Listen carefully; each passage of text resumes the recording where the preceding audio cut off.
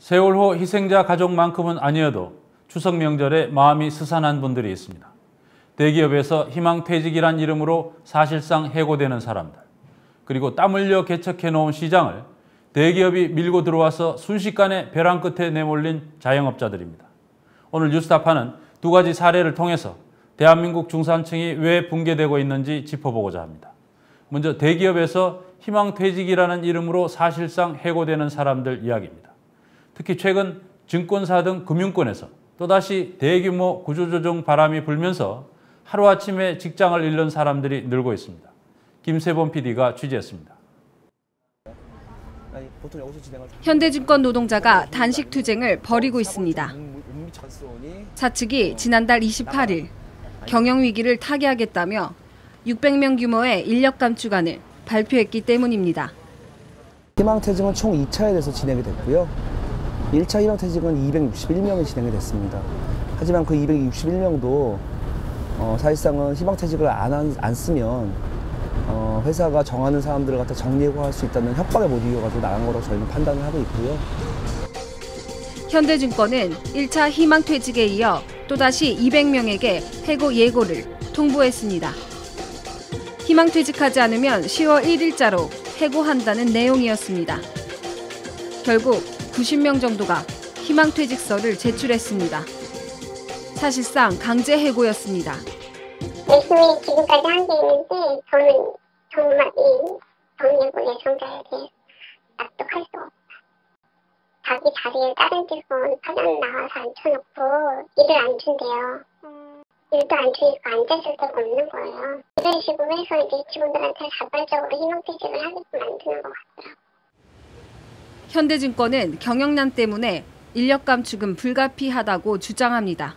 인원도 지금 현재 시장 상황에서는 이 정도의 인원으로서는 좀 계속 적자가 이어질 수 있다는 그런 결론을 받았기 때문에 회사는 이제 부득이하게 어떤 비용 절감 차원에서 희망퇴직을 실시하게 된 겁니다. 금융권의 이 같은 구조조정은 현대증권만의 문제는 아닙니다. 이미 지난해 하반기부터 금융권 전반에 구조조정 바람이 불었습니다. 증권사 직원 수는 2008년 글로벌 금융위기 이후 가장 낮은 수준입니다. 국내 20대 증권사의 직원 수는 현재 3만여 명, 2008년 이후 최저를 기록했습니다. 전국 사무금융노조연맹은 지난해 하반기부터 지금까지 금융권에서 1만 명 가까운 노동자들이 희망퇴직한 것으로 보고 있습니다. 이명박 정부 시절에도 그렇고 박근혜 정부 시절에도 그렇고 무한 경쟁을 통해서 금융산업을 팽창시키고 확장시키고 강화시키겠다라는 주장을 계속 해오고 있는 거예요. 그래서 글로벌 위기의 교훈은 금융의 안정성인데 그런 것과는 정반대의 정책들을 내오고 있다는 거예요. 박수건 씨는 지난해 말 24년 동안 몸담았던 한 증권사에서 나와야 했습니다. 실적이 떨어지자 사측이 퇴출 프로그램을 가동하면서 사표를 종용했습니다. 과연 이제 3차를 버텨낼 수 있을까? 또 버틴다고 해도 대기발령이 기다리고 있는데 그 고민을 하고 있는데 부르더라고요. 불러서 급여 3개월치를 더 줄 테니까 그만 버티고 사표를 내라 그러더라고요. 이제 거기서 이제 무너졌어요, 제가 사실은. 회사를 그만둔 뒤 박 씨는 힘겹게 보험 설계사 자리를 얻었습니다. 근데 이제 막상 사표를 내고 고용노동부에 이제 일자리 좀 알아보고 그다음에 직업 상담도 받아보고 했는데 증권사 경력 가지고는 제가 할 수 있는 일이 없더라고요. 없어요. 대부분 급여가 한 150, 160, 120에서 150 요 정도 선이었어요. 이강한 씨도 잘 나가던 증권맨이었습니다. 하지만 그도 한 달 전 사표를 낼 수밖에 없었습니다. 이른바 희망퇴직이었습니다. 대표이사라고 하는 대현대차그룹의 계열사 HMC 투자증권의 대표이사라고 하는 양반이 지점장과 직원들을 다 모아놓고 니네 지점에서 한 달에 얼마 버냐? 그러면 동네에 유명한 칼국수집이나 짜장면집은 한 달에 얼마를 버냐? 그러면 너네는 동네에 유명한 칼국수집이나 짜장면집보다 못한, 그러면 그 지점은 없애고 짜장면집으로 바꿔야 되지 않느냐? 회사의 실적 압박은 감당하기 힘든 수준이었습니다. 이 씨가 목도한 것은 동료들의 죽음이었습니다. 매년 사람이 죽었어요.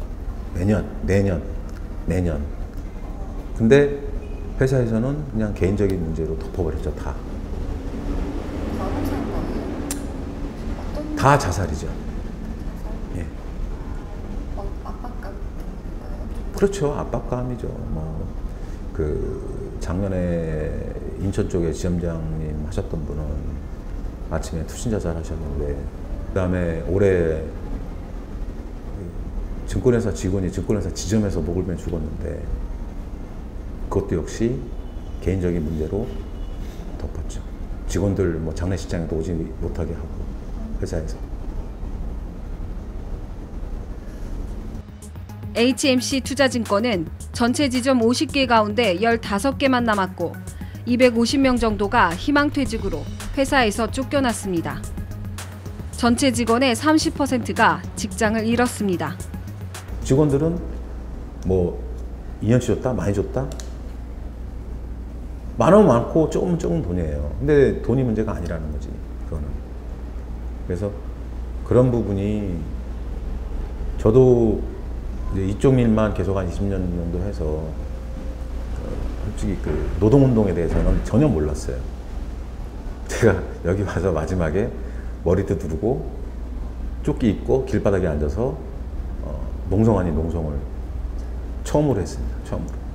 처음으로. 그래도 회사는 꿈쩍 안 하니까. 그래도. 차마 집에는 이 사실을 알릴 수 없었습니다. 사표를 내고는 열흘 가까이 자신의 지점에 출근 아닌 출근을 했습니다. 이 씨는 아직도 새 일자리를 구하지 못했습니다. 증권금융사가 즐비한 여의도 빌딩가. 하얀색 와이셔츠를 입은 사람들이 생존권 보장을 외칩니다.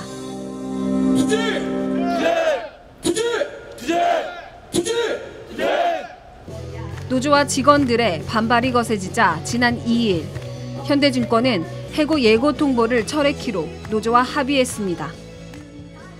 그러나 이미 400명이 희망퇴직이란 이름으로 회사를 떠난 뒤였습니다. 희망퇴직을 하였습니다. 도대체 왜 나여야 하는지 모르겠습니다. 회사의 정책에 따랐고 가지 말라 하면 가지 않고 하지 말라 하면 하지 않았습니다.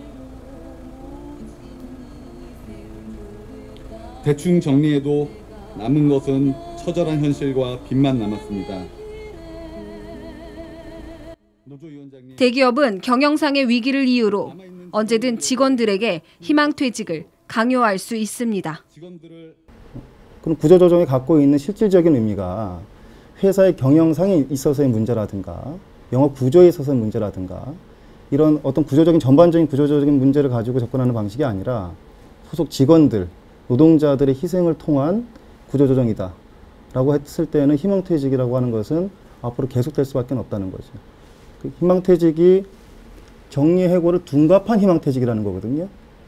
이런 정부 정책의 실패와 경영진의 실패가 금융산업의 위기가 왔을 때 제1차 타겟이 되는 게 금융노동자다. IMF 때도 그랬고 은행이 망했는데 제일 먼저 해야 되는 일은 은행 노동자가 길거리에 나가는 것인 것처럼 이번에 두 번째 위기에서도 증권 노동자들한테 증권사를 이렇게 팽창시킨 건 정부인데 그리고 운영을 한 건 경영자인데 제일 구조조정의 1순위는 금융노동자, 증권노동자가 될 수밖에 없는 이런 것이 이제 전반적인 문제다라고 저는 생각합니다. 한바탕 금융권을 휩쓸고 간 구조조정은 앞으로도 일상적인 일이 될 것이라고 전문가들은 예상합니다. 양질의 일자리가 줄어들면서 중산층이 점차 몰락하고 있는 것입니다. 뉴스타파 김세봉입니다.